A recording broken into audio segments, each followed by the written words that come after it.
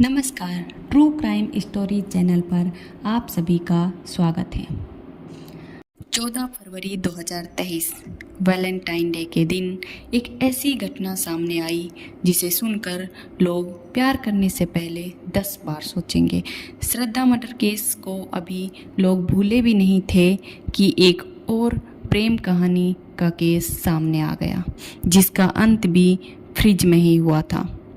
आज हम बात करेंगे साहिल और निक्की की प्रेम कहानी की। इस प्रेम कहानी में ऐसा क्या हुआ था कि निक्की की हत्या ही कर दी गई?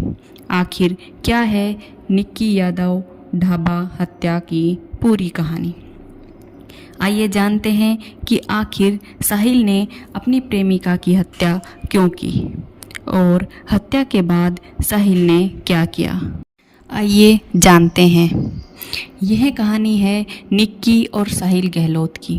निक्की यादव का जन्म हरियाणा के झज्जर के खेरी कुमार गांव में हुआ था।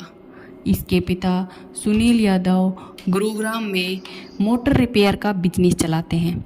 निक्की अपने 3 बहन भाइयों में से सबसे बड़ी थी। निक्की की शुरुआती पढ़ाई लिखाई हरियाणा के झज्जर में हुई थी, लेकिन आगे की पढ़ाई के लिए वह दिल्ली आ जाती है। दिल्ली में रहते हुए निक्की 2018 में नीट की तैयारी करती है। तैयारी के लिए निक्की उत्तम नगर में एक नामी कोचिंग में अपने एडमिशन करवाती है। वह कोचिंग जाने के लिए बस का यूज करती है। उसी बस में आते जागते निक्की की मुलाकात साहिल गहलोत से हुई। साहिल गहलोत दिल्ली के नजफगढ़ इलाके का रहने वाला था। साहिल भी एसएससी की तैयारी कर रहा था और वो भी उत्तम नगर की ही एक कोचिंग में पढ़ने जाया करता था। दोनों रोज़ एक ही बस से एक ही जगह पर जाते थे। धीरे धीरे उनमें बातचीत होना शुरू हो गया। वे दोस्त बन गए। जैसे जैसे समय बीतता गया यह दोस्ती जल्द ही प्यार में बदल गई। कुछ खबरों के अनुसार इसके बाद वे दोनों एक साथ लव इन रिलेशनशिप में रहने लगे।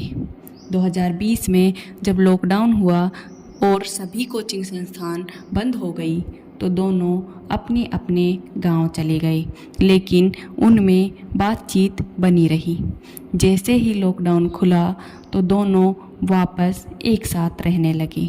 जब इस बात का पता निक्की के पिता को चला तो उसने इस बात को खारिज करते हुए कहा कि कभी भी साहिल के साथ वह लिव इन रिलेशनशिप में नहीं रही। वो तो दिल्ली के बिंदापुर इलाके में एक किराए के घर में अपनी छोटी बहन के साथ रहती थी। खैर, वो जहाँ भी रहती थी, पर जैसे जैसे समय बीतता गया उनका प्यार और भी गहरा होता जा रहा था। प्यार में खोए ये दोनों एग्ज़ाम में भी नाकाम हो गए। ना तो निक्की का नीट क्लियर होता है और ना ही साहिल का एसएससी का एग्ज़ाम क्लियर होता है।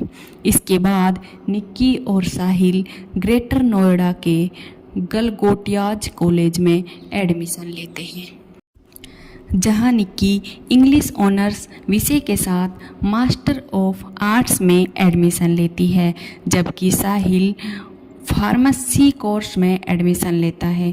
दोनों अपनी पढ़ाई जारी रखते हैं और अपना रिश्ता भी। ये दोनों अपने रिश्ते को बेखूबी निभाते हैं, लेकिन जैसे जैसे समय बीतता है दोनों के रिश्ते में तकरार आना शुरू हो जाता है और ये रिश्ता इतना भयानक रूप लेता है कि जिसके बारे में कभी किसी ने कल्पना भी नहीं की होगी। आइए जानते हैं 14 फरवरी 2023 को आखिर क्या खुलासा हुआ था जो साहिल ने निक्की की हत्या कर दी थी। दिल्ली पुलिस के खुलासों के अनुसार 11 फरवरी 2023 को निक्की यादव के पिता ने अपनी बेटी को फ़ोन करा, लेकिन उसका फ़ोन स्विच ऑफ आ रहा था। इसके बाद उसके पिता ने अपनी छोटी बेटी को फ़ोन करते हैं जो निक्की के साथ रहा करती थी। निक्की के बारे में पूछते हैं तो वह अपने पिता को कहती है कि दीदी तो गोवा घूमने गई है। ये जानकर उसके पिता उसके सभी दोस्तों को कॉल करते हैं, लेकिन वो सभी कहते हैं कि उनको निक्की के बारे में कोई जानकारी नहीं है। फिर वो उसकी एक और दोस्त को कॉल लगाते हैं तो उसने कहा कि उसने आखिरी बार निक्की को साहिल के साथ देखा था।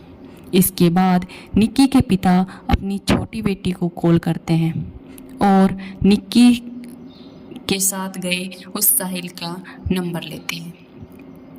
उसके बाद वह साहिल को कॉल करते हैं, लेकिन साहिल कहता है कि मुझे निक्की के बारे में कुछ नहीं पता, मैं तो अपनी शादी की रस्मों में बिजी हूँ।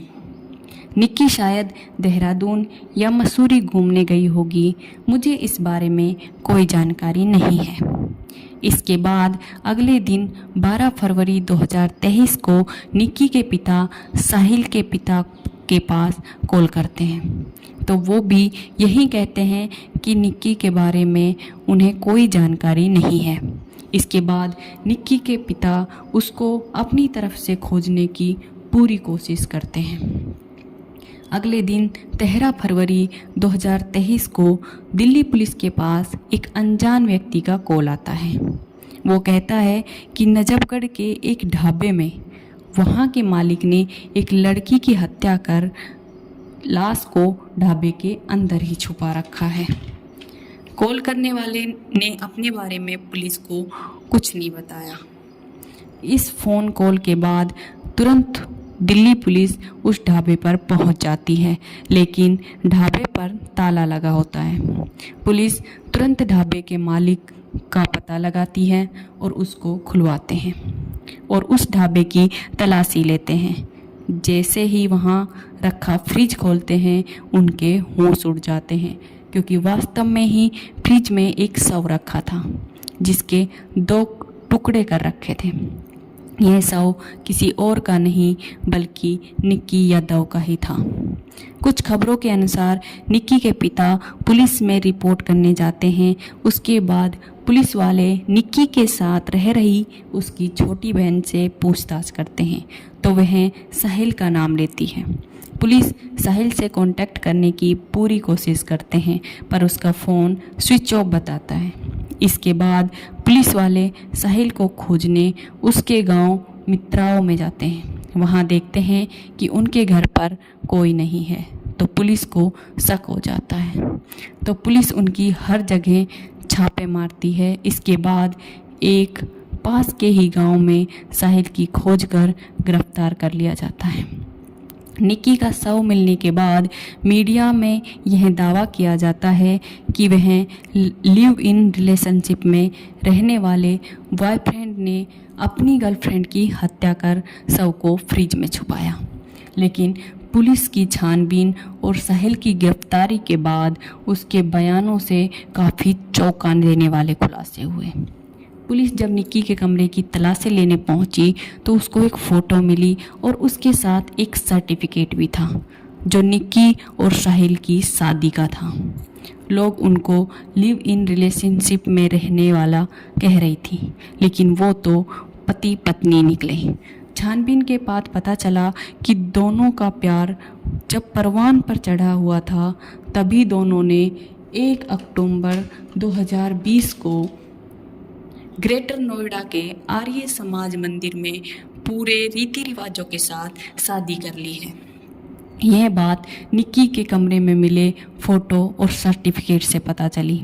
इसके बाद पुलिस उस मंदिर के रिकॉर्ड बुक से इस बात की पुष्टि करने जाती है तो पता चलता है कि उन दोनों ने सच में ही शादी की थी। उन्होंने यह शादी अपनी मर्जी से की थी।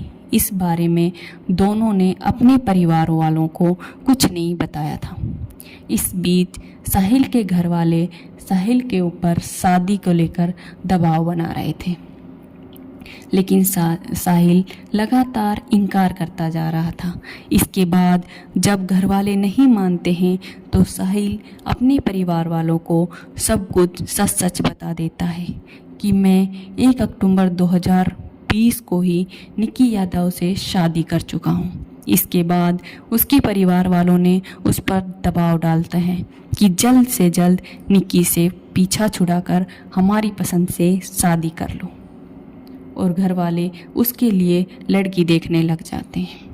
साहिल भी इन बातों में आकर हाँ कर देता है और निक्की से पीछा छुड़ाने की प्लानिंग करता है।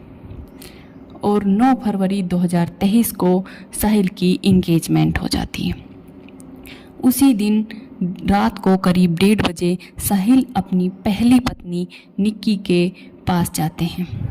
सीसीटीवी फोटोज के अनुसार वहाँ साहिल 2 से 3 घंटे तक रुकता है और अपनी साजिश के तहत वह गोवा जाने की प्लानिंग करता है। इसके बाद निक्की और साहिल सुबह सुबह करीब 7 बजे 2 बैग लेकर अपना सामान पैक करते हैं और निजामुद्दीन स्टेशन गोवा की ट्रेन पकड़ने चले जाते हैं। यहाँ वे दोनों काफ़ी देर तक रुकते हैं, लेकिन साहिल का टिकट कंफर्म नहीं होने की वजह से ट्रेन नहीं पकड़ पाते हैं। इसके बाद दोनों हिमाचल जाने की प्लानिंग करते हैं और साहिल अपनी वर्ना कार से जब आनंद विहार रेलवे स्टेशन जाने के लिए तैयार होता है, इसके बाद वो फिर से प्लान चेंज कर देता है और ट्रेन की बजाय बस से हिमाचल जाने का प्लान बनाता है और अपनी कार कश्मीरी गेट के पास निगम बोर्ड घाट के नज़दीक लाकर एक पेड़ के नीचे रोक देता है। और दोनों में हो रही इन प्लानिंग में चेंज की वजह से निक्की और साहिल में ज़बरदस्त बहस होने लगती है। करीब आधा घंटा तक इन दोनों में बहस होती रहती है और इसी बीच साहिल कार में मौजूद चार्जर केबल से अचानक निक्की का गला दबा देता है और तब तक दबाए रखता है जब तक कि निक्की मर नहीं जाती।